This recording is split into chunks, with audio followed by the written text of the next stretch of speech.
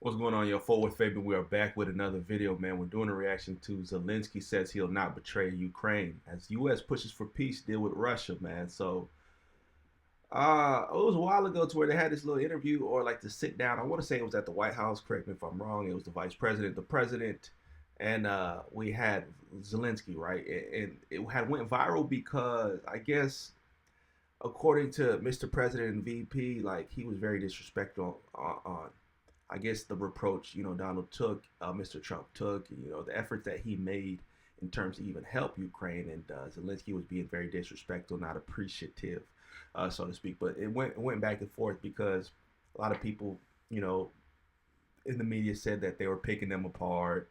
It was an unfair conversation. He was kind of attacked, whatever it may be. But now I guess this is in continuation with this.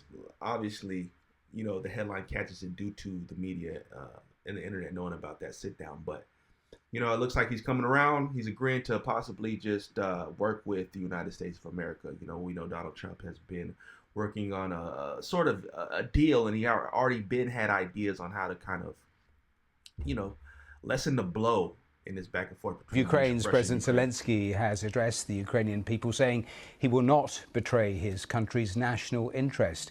He was careful not to publicly criticize the peace deal drawn up by the United States, saying he will work quickly and constructively with the US, but added he will propose an alternative to the White House plan. Earlier, he held a call with the Vice President, J.D. Vance. He has also had calls with various European leaders through the course of today. Well, the draft plan emerged after meetings between the US and Russia and appears to reflect many of Moscow's key demands. Let's hear some of what President Zelensky has been saying. Українці, українки. Ukrainians, every nation has a moment in its life when there is a need to talk, honestly, calmly, without any assumptions, gossips, without anything irrelevant. As it is, as I always try to speak to you, there is one of the most difficult moments in our history.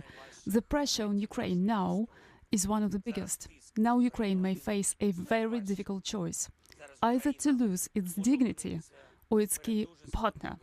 Either difficult 28 points or an extremely difficult winter, the most difficult, and the further risks. Life without freedom, dignity, and without justice, and forced to trust someone who attacked us twice. They will be waiting for an answer from us, although I have already given it on the 20th of May of the 2019, when I gave oath to Ukraine. I said, I, Volodymyr Zelensky, chosen by the will of Ukrainian people as a president of Ukraine, am obliged to defend the sovereignty and independence of Ukraine. Well, let's speak to BBC Monitoring's Russia editor Vitaly Shevchenko. And Vitaly, it was really interesting the way President Zelensky laid it out. No direct criticism, but clear he's going to come up with alternative proposals alongside the Europeans. Tell me more about what he's... I think they're going to steamroll that, right? We know about the peace plan, and obviously the greater good is pushing for him to just coincide with, be respectable, come to the table with an honest perspective instead of, just being very frustrated about the whole situation.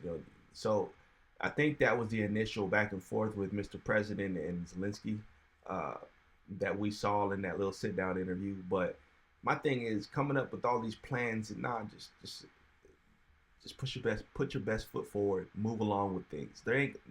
You already know they ain't gonna try to hear it. They will not try to hear any alternate plans from Zelensky, man.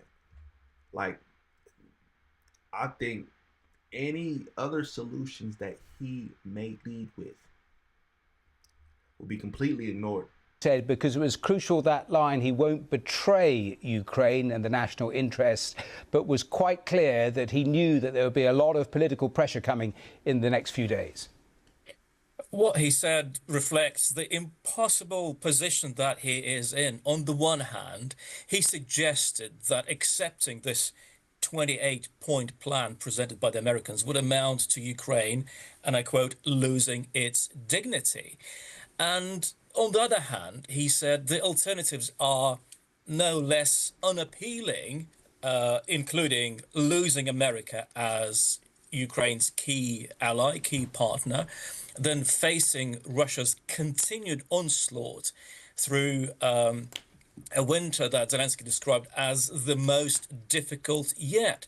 So, okay, he vowed to work round the clock to make sure that whatever peace plans are approved, they include provisions for what he called Ukraine's dignity, independence, and freedom. But how exactly he's going to achieve that is less clear, Yes. frankly, given Russia's continued military attacks and Americans' really, really heavy pressure that is being piled on the Ukrainian leader. For that, to cope with all that, Zelensky needs support from Europeans. And frankly, Matthew, that gives me a sense of deja vu. This is, well, more or less what we saw back in August after that summit between Donald Trump and Vladimir Zelensky, when Europeans rushed to Vladimir Zelensky's aid, assistance. So he had several phone calls today. He had a joint conference with the leaders of France, Britain, and Germany. So looking at what he said, I get a sense of urgency. He looked Yes. shaken, I thought.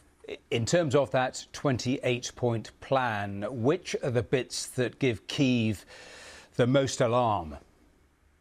The most alarming bit is, of course, withdrawing from parts of Ukraine that Russia doesn't control yet, cutting the size of the Ukrainian armed forces, pledging not to join foreign military alliances such as NATO. That, of course, doesn't seem fair to Ukrainians who have been defending their country. And also, what about people living in those places that the Americans apparently want Ukraine to vacate? And also, withdrawing from Donbass would mean abandoning control of the so-called fortress belt in eastern Ukraine, which has been stopping Russia from advancing further west.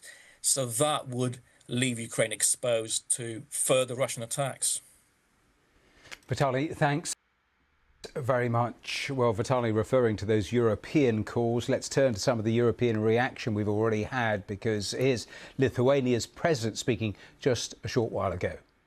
We are talking about a possible or potential reduction of Ukrainian armed forces, territorial concessions, and some other decisions which would, of course, mean...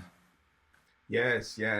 Signing off. We're signing on every choice, every decision to reduce a lot of the friction that's going on out there, man. It's point blank period. Like, that's why I think that maybe on that sit down, Donald Trump and J.D. Vance were kind of felt disrespected in the light, because they've all, I think the greater good wants world peace naturally, but they've always pushed for how can we lessen what's going on from a combative perspective, right, between Russia and Ukraine. And if we're talking about, reducing armed forces, maybe reclaim territory, at this point in time, anything is better than nothing. And just to soak in certain sorrows and believe that, I guess that's even the reason why other countries are willing to come in and step in, greater parts of Europe, obviously just to pertain to certain deals with the U.S., things of that sort, to kind of cease fire, so to speak. So it's a no-brainer to me. I'm not sure the timeline for a lot of this, to when we'll see, everybody sit down and then come to an agreement, or be able to initiate the details of the plan. But all we can say is, hey, for the greater good. So comment down below, man. Let me know y'all's thoughts on this. Yeah, we'll be back with another video, man. Definitely let me know what y'all want to see. Tap in, tune in. We'll see you on the next video. We out.